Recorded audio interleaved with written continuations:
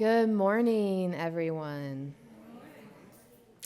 We are starting the morning off with a change to your order of service. Originally, Adaro Harrison was going to be singing this morning, but she has recently fallen ill and is not feeling very well today. So we wish her lots of rest and recuperation and look forward to having her back up here when she is feeling better. Gratefully, our very own Jennifer Bacmeister was able to step in last minute and bless us with the sounds of her bass flute. We will hear two pieces from her today. We'll start the service with Prayer for a Damaged World by Jonathan Cohen, and we'll hear the second piece, the Lento Movement from Two Ancient Prayers by David Leon, a little later in the service. Jennifer will be accompanied by Dr. Gary Smart for this first one. My phone on silent. All right, I'll do yours.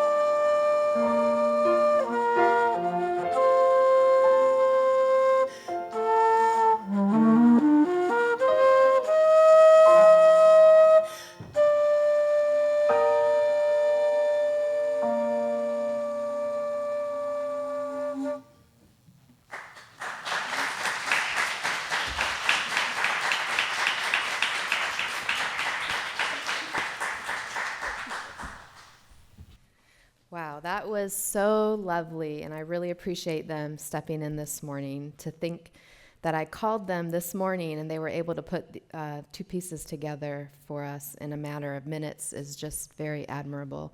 So thank you so much, Jennifer and Gary. What a nice way to start our service this morning. Today is the first service of April, and our Soul Matters theme for the month of April is Living Love through the Practice of Joy. Our service today will reflect on what if you don't feel joy? If you ask the famous poet Shel Silverstein, he would encourage you to put something silly in the world to help bring out the joy. Speaking of poetry, did you all know that April is National Poetry Month? So how fitting to share this famous Shel Silverstein poem for our opening words this morning. Draw a crazy picture, write a nutty poem, sing a mumble-gumble song, whistle through your comb, do a loony-goony dance, cross the kitchen floor, put something silly in the world that ain't been there before. What a fun invitation that Silverstein offers with that poem. Will you put something silly in the world? Sometimes it is hard to feel silly and joyful. As Kimberly DeBus explains for our opening hymn, moving, active, forceful peace, joy, love, to help us through the pain and tears, to help give us towering strength, is what a lot of us long for. It's a simple song that gets at something deep.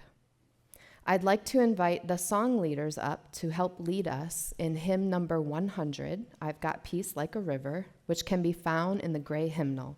We will be singing all 6 verses, and I invite you to stand and body your spirit and join in singing.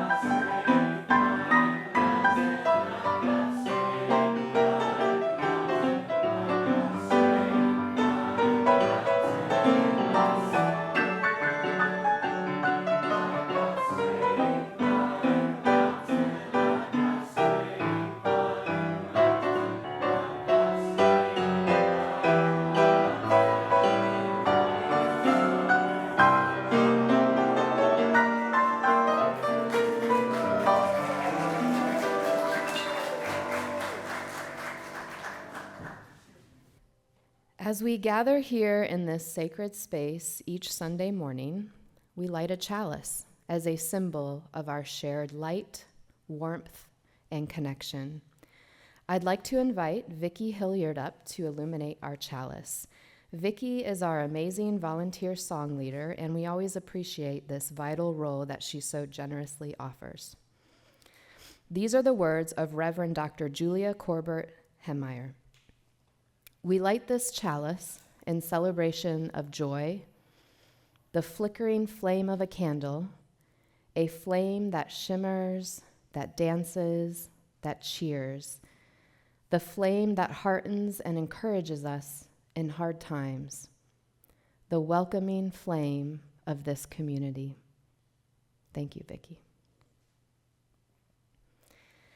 I'd like to officially welcome you to Buckman Bridge Unitarian Universalist Church, or BBUUC. My name is Alyssa Halliday, and I am happy to be your worship leader today. We are a people of all ages, people of various backgrounds, and people of many beliefs.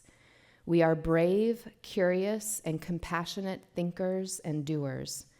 We are made up of different emotions and feelings, and we use this to fuel and create movements of spirituality and community beyond boundaries, working for more justice and more love in our own lives and in the world.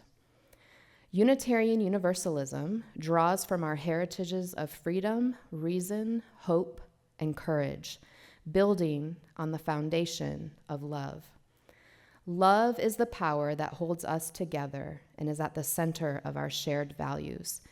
The values we share are included on the back of your order of service. I'd like to acknowledge any guests or newcomers that came out to join us on this wonderful Sunday. If you are a new visitor, we warmly welcome you to our humble church. I'd especially like to welcome our guests who are with us for the service, who will be part of the event being held after the service at noon, which is a presentation and all-age discussion on refugee resettlement in Jacksonville today. Our own Claire Goodrich will take part with Dr. Leslie Kaplan, director of UNF Hicks Honor College, and we also warmly welcome guests from resettled refugee families who will be joining us. We encourage you all to grab a snack and a beverage during fellowship hour immediately after the service and join us here in the sanctuary at noon for this special program. If anyone would like to learn more about our church or Unitarian Universalism, we invite you to check out all of the literature on the welcome table near the entryway. We also have regularly scheduled Learn About UU and Learn About BBUUC classes year-round. And if you have any questions or needs, don't hesitate to ask any of our members. Covenanting is at the heart of the practice of Unitarian Universalism. Our religious ancestors created our tradition as a faith community bound not by allegiance to a particular creed, that is, specific beliefs, but rather by the faithfulness to a covenant, that is, a set of mutual promises to each other and to something greater than ourselves. Our congregational covenant can be found in your order of service, and each week we read aloud these promises that we made to each other together. I invite you to join me. We covenant to engage one another with honesty, kindness, and respect, to value diversity, seek understanding of our differences, and practice gracious accountability with care, love, and empathy. We make these promises to those who are here and those yet to come, so that we may be a safe, welcoming, and beloved community of acceptance, learning, and transformation. We sing our call to worship every Sunday as an invitation to come together and be present for this worship service. You may have walked into this building individually, carrying your morning's ups and downs, but you are now joined together as a community of this congregation. Singing our call to worship is an opportunity for us to ground ourselves and put our good intentions out there for how we want to be in this worship space together. Please rise and body your spirit and join me in singing our sacred call to worship. The words are printed in your order of service.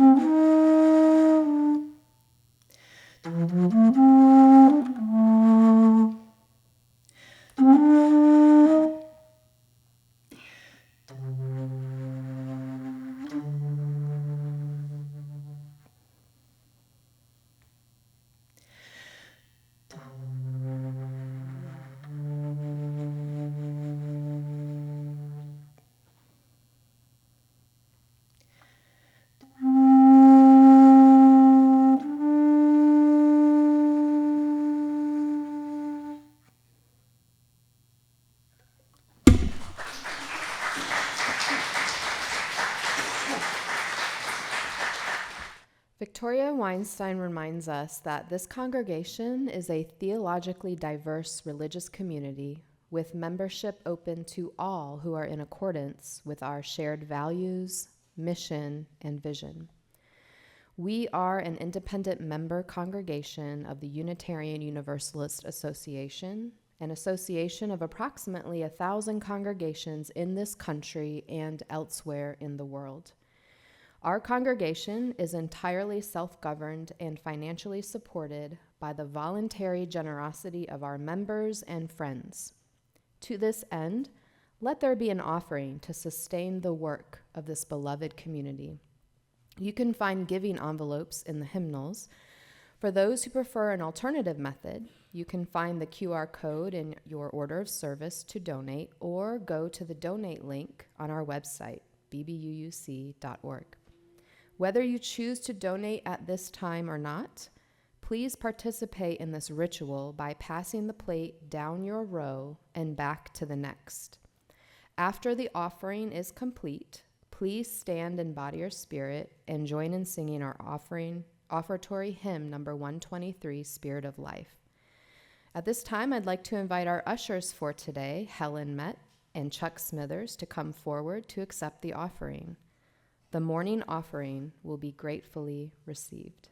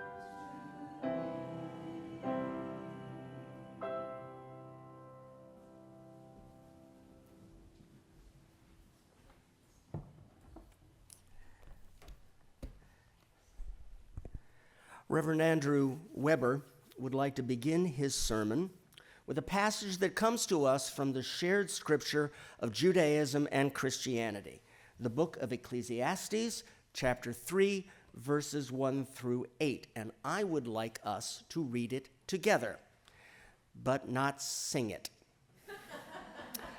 So please turn to the insert in your order of service, and the italicized sections are yours. For everything there is a season and a time for every matter under heaven. A time to be born and a time to die. A time to plant and a time to pluck up what is planted. A time to break down, and a time to build up. A time to mourn, and a time to dance.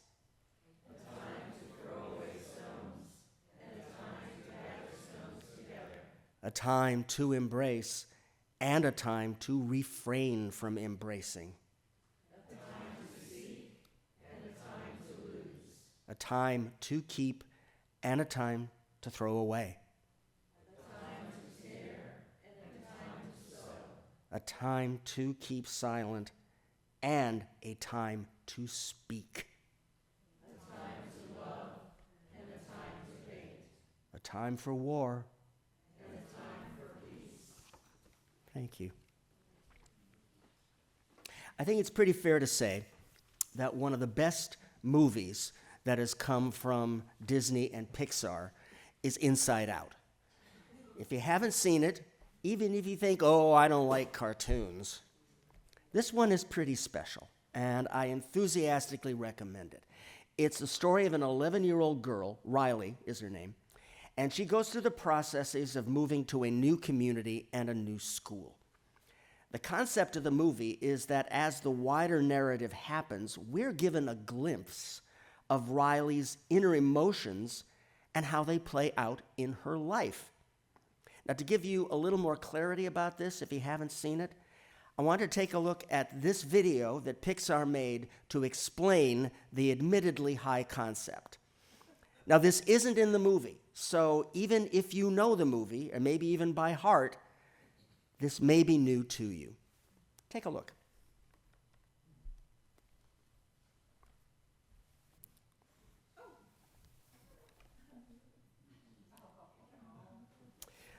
The spiritual practice in this month of April is to bring joy into the places where you want to experience it. The question then is, what if you don't feel joy? How can we be authentic to ourselves and embody something we don't necessarily feel? Well, that's a great question.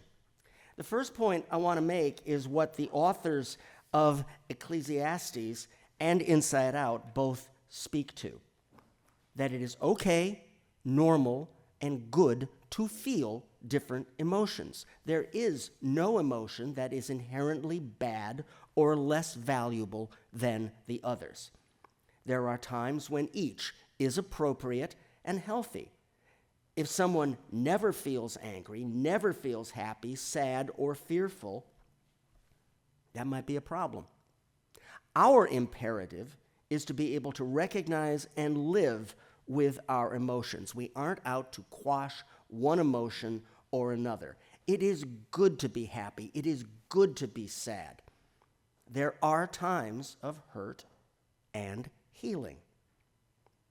Now, I do want to note that when I speak of sadness, I am not speaking about clinical depression. If you are in a deep, dark place where no light ever penetrates, I encourage you to reach out and work on getting professional help. Depression is not something to be taken lightly or passed over. Now, while I was watching the clip and remembering the movie, it brought out some interesting spiritual practice that I think are powerful. One of them is the personification of each emotion, anthropomorphizing, if you want to use a $10 word, giving something human form to something which is not human, in this case, emotions. Personifying emotions can be a helpful approach because it is in line with both therapeutic and meditative approaches to mental health. When we name our emotions and we see them as entities into themselves, it can help us because we are not defining ourselves by what we are feeling. Now, here's a practice that I bring you, adapted from a book called The Happiness Trap by Russ Harris. And the book is about the therapy approach ACT, or Acceptance and Commitment Therapy. The grounding of this therapy approach is firmly rooted in the spiritual practice of mindfulness. And it is with this mindfulness that we approach our emotions. Now, the practice is as follows. When you have an emotion that you feel is negative, or one that you don't feel you're able to control, you insert the phrase, I am having the emotion that.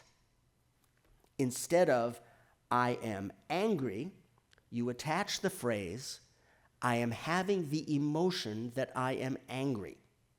Now you do that again, but with a slightly longer phrase. I notice that I am having the emotion that, and see what happens. I'm overwhelmed by sadness becomes, I'm having the thought that I'm overwhelmed by sadness becomes, I'm noticing that I'm having the thought that I'm overwhelmed by sadness. And see, this is what meditation is all about.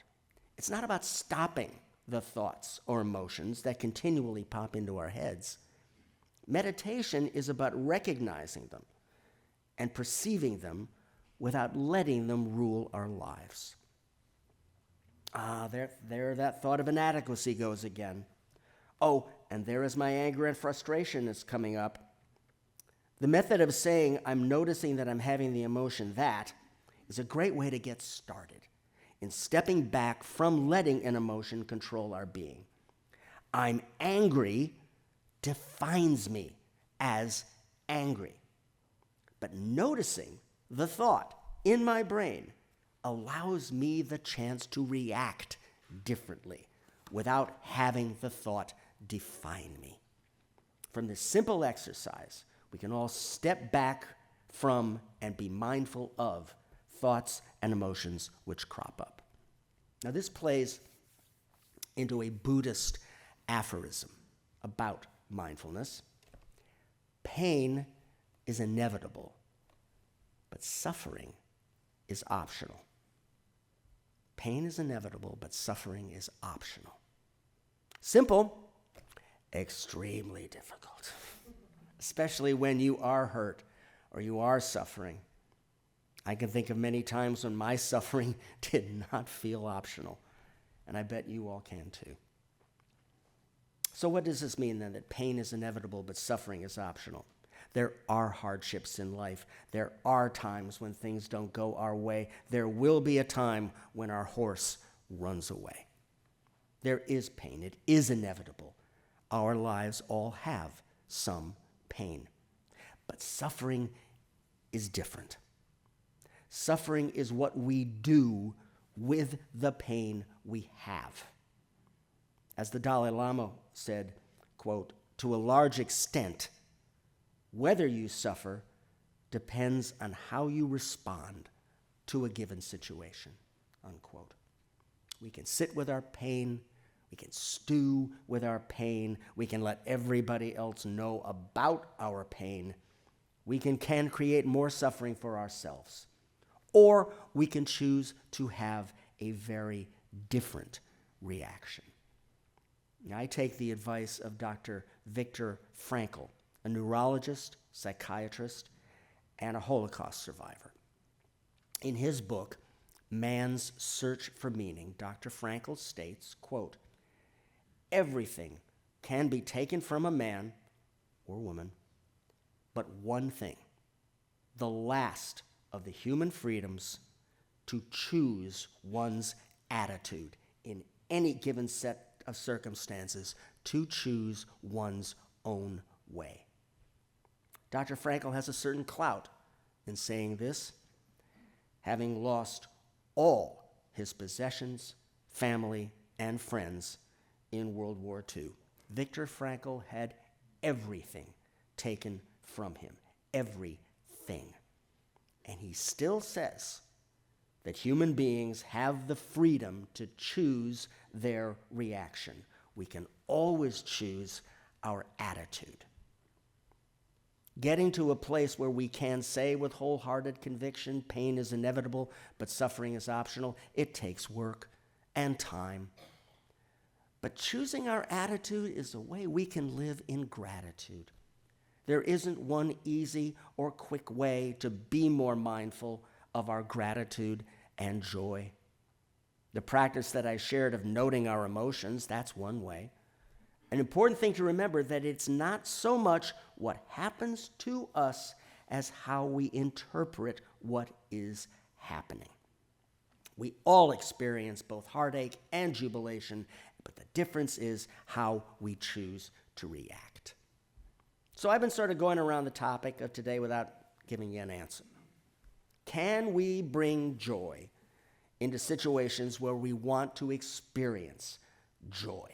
And my answer is a resounding yes. A resounding but qualified yes. The qualification is that we need, first and foremost, we need to be true to ourselves.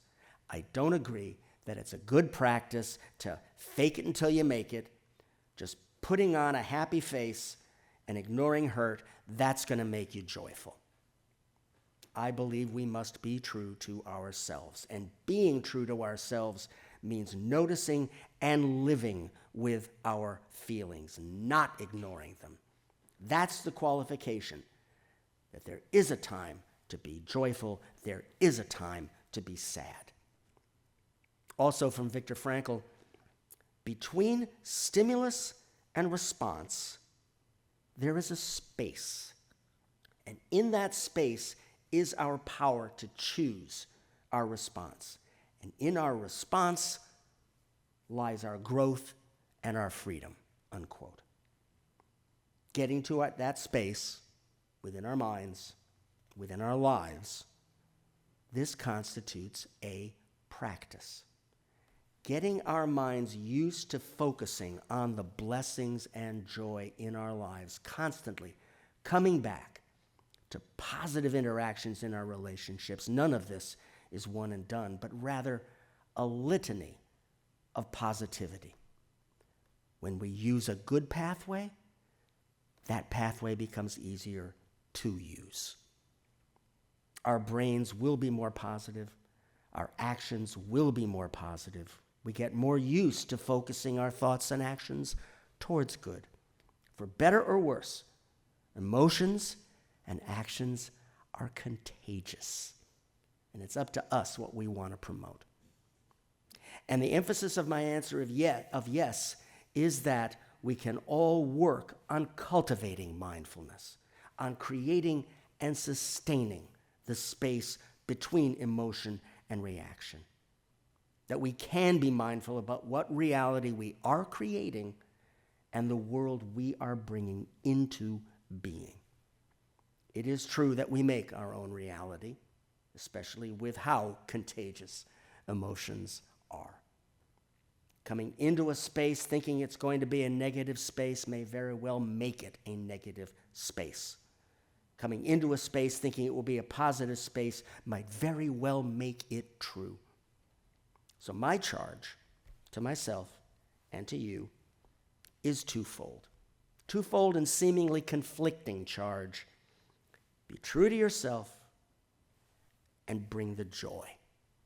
I love you and amen. Reverend Andrew Weber.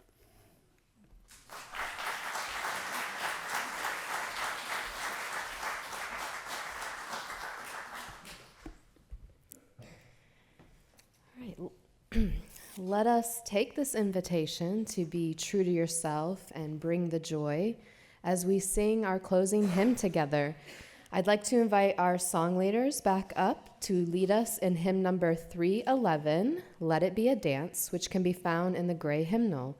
We will be singing all 3 verses, and it's a page turner, so don't forget to turn the page.